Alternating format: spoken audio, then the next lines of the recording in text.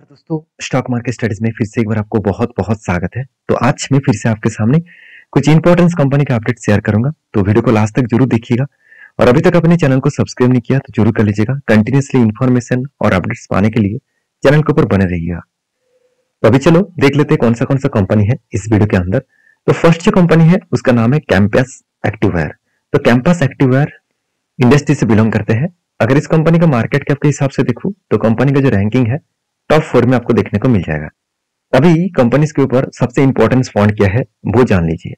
Companies के ऊपर सबसे इंपॉर्टेंट पॉइंट ये है कि कंपनी जिस सेक्टर के ऊपर काम कर रहे हैं उस सेक्टर का ग्रोथ तो हमेशा आपको देखने को मिलेगा ही। क्योंकि देखिए, लोग खाने पीने का चीज के साथ साथ आज मतलब स्मार्टनेस बनने के कारण लोग हर व्यक्ति के पास कपड़े जूते सब कुछ है। तो हर बहुत सारे लोगों के पास एक जोड़ी जूते नहीं, 2-3 जोड़ी भी जूते होते हैं, जूते देखने को मिल जाते हैं। तो कहने का मतलब है कि जितने सारे फुटवेयर इंडस्ट्रीज है और जितने सारे लेदर कंपनी है तो उसका ग्रोथ फ्यूचर में और भी ज्यादा बनने का चांसेस है। अभी कैंपस एक्टिववेयर का कितना ग्रोथ है, चलो वो मैं आपको दिखा देता हूँ। देखिए, कंपनी 2008 में स्टार्ट हुआ था।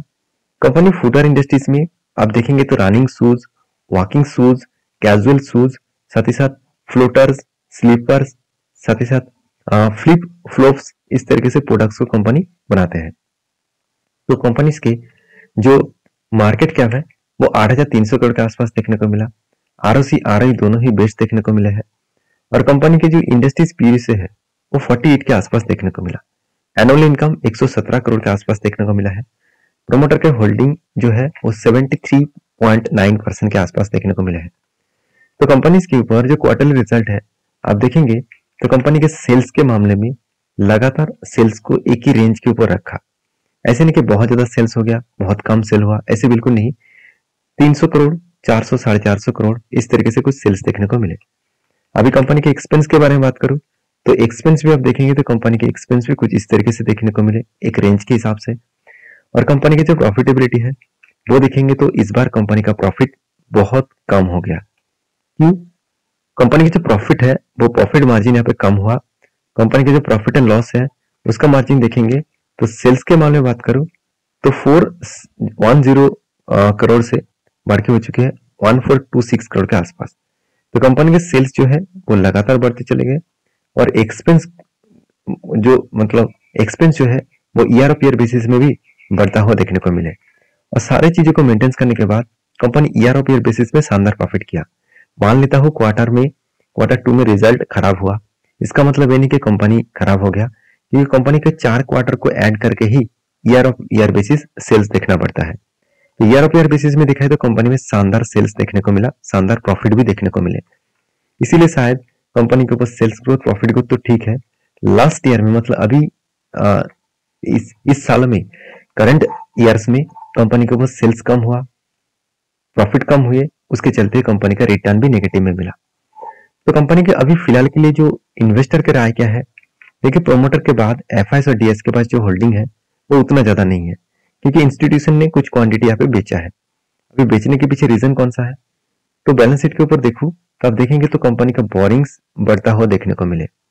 कंपनी के जितना रिजर्व था उसी के आसपास कंपनी का बोरिंग्स देखने को मिले हैं।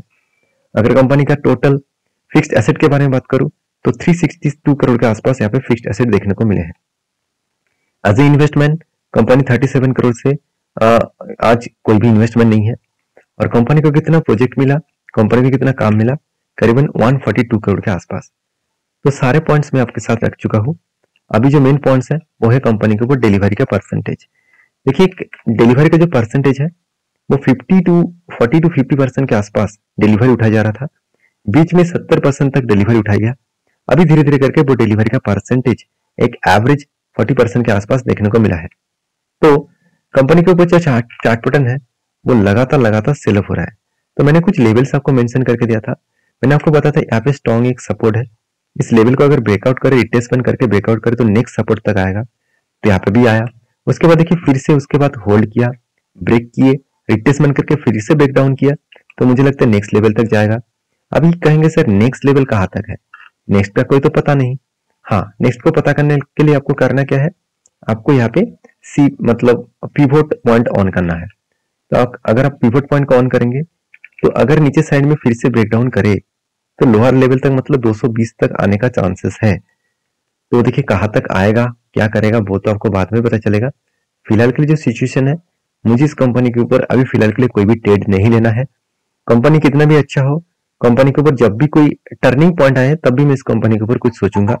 फिलहाल के लिए मैं इस कंपनी के ऊपर कोई भी ट्रेड नहीं लिया। तो बहुत सारे दोस्तों ने कमेंट्स किए थे, तो इसलिए मैं आपको भी यही कहूंगा कि इस कंपनी के ऊपर फिलहाल के लिए ट्रेड लेने के लिए आप एक बार इसके ऊपर रिसर्च करिए, क्योंकि जब जब ये रेजिस्टेंस को तोड़ने का कोशिश कर रहा है वो मतलब फॉल यहाँ पे वो रेजिस्टेंस को ब्रेक नहीं कर पा रहा है और वो डाउन साइड का ट्रेड कर रहा है।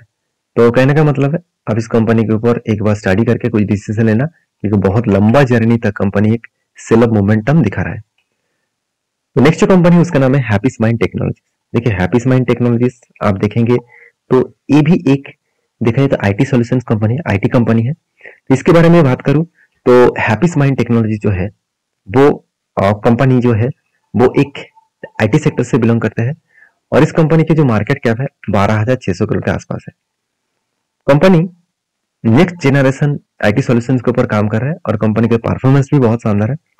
आरओसी आरओई बेस्ड है, इनकम भी हो रहा है अच्छा खासा, हाथ में कर्जा ना के बराबर है, कैश फ्लो भी हाथ में अच्छा खासा है, प्रोमोटर के पास होल्डिंग्स भी ठीक ठाक है। अभी सबसे इंपॉर्टेंट पॉइंट क्या है कंपनी के बैलेंस शीट। तो बैलेंस शीट में आप देखेंगे तो रिजर्व लगातार बढ़ते चले गए, उस बेसिस में कंपनी का कर्जा भी बढ़ा मगर उतना ज्यादा नहीं है। अभी ज्यादा कर्जा बढ़ने के पीछे कारण कौन सा है एक बार देख लीजिए। कंपनी ने शॉर्ट टर्म में कर्जा ज्यादा लिया, लॉन्ग टर्म में उतना ज्यादा कर्जा नहीं लिया।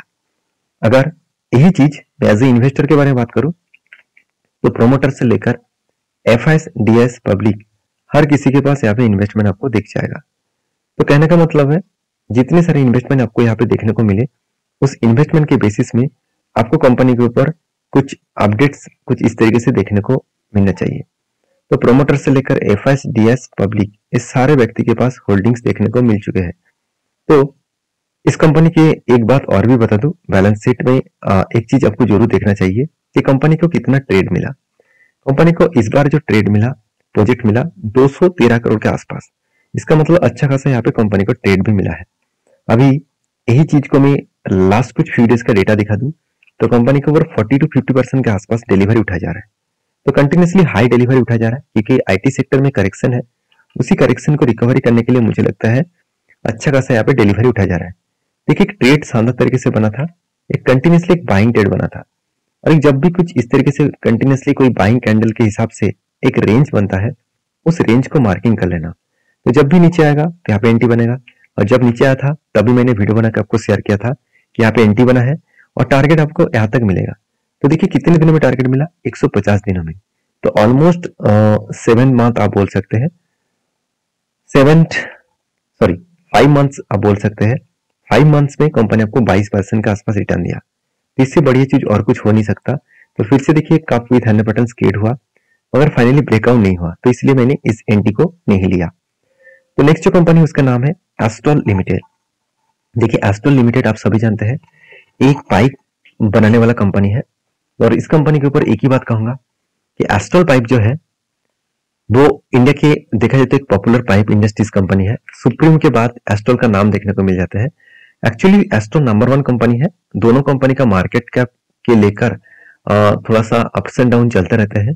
तो कभी सुप्रीम नंबर 1 बन जाता है, कभी एस्ट्रल नंबर 1 बन जाता है। तो इसमें आपको कोई फर्क नहीं होना चाहिए।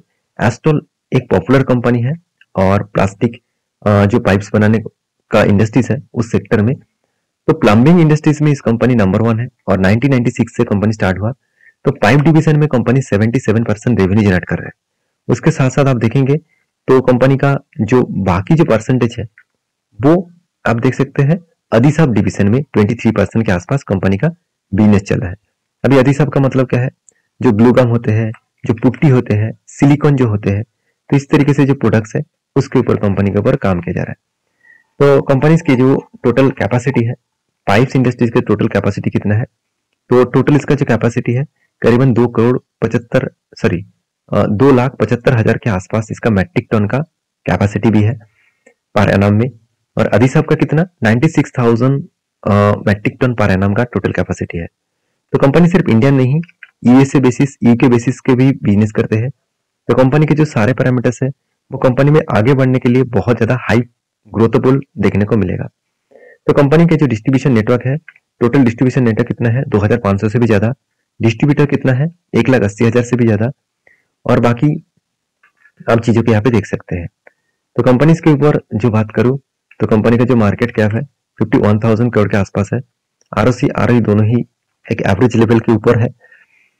कंपनी का जो एनुअल इनकम है वो 470 करोड़ के आसपास देखने को मिले। प्रोमोटर के पास भी होल्डिंग्स है और हाथ में कैश भी शानदार देखने को मिलेगा। जीरो डेब्ट कंपनी है, 1 रुपया भी कर्जा नहीं लिया है। और प्रॉफिट एंड लॉस के बारे में बात करूं तो कंपनी का सेल्स क्वार्टरली बात करूं तो पिछली बार का जो सेल्स था 1100 करोड़ वो बढ़ के हो चुके 1300 करोड़। एक्सपेंस भी 1000 करोड़ से बढ़ के हो चुके 1100 करोड़। उसके बाद प्रॉफिट जो है 75 करोड़ से बढ़ के हो चुके 130 करोड़। तो कंपनी का जो प्रॉफिट है वो लगातार बढ़ता हुआ देखने को मिले। तो एज ए इन्वेस्टर इसीलिए प्रोमोटर से लेकर एफएसडीएस पब्लिक हर किसी के पास इन्वेस्टमेंट आपको देखने को मिल चुके हैं। और इसी इन्वेस्टमेंट के बेसिस में बात करूं तो कंपनी की जो ग्रोथ है वो अपकमिंग टाइम्स में और भी ज्यादा बनने का चांसेस है।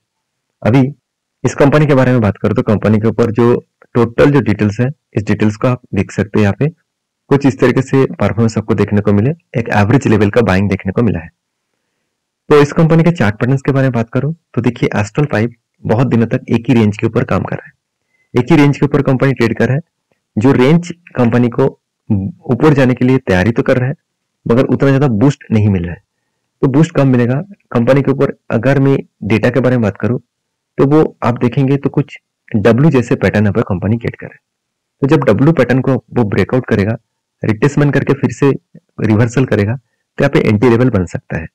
तो कब एंटी बनेगा, कब इसका टारगेट बनेगा वो तो आपको बाद में पता चलेगा। फिलहाल के लिए इस कंपनी के ऊपर वॉच करिए।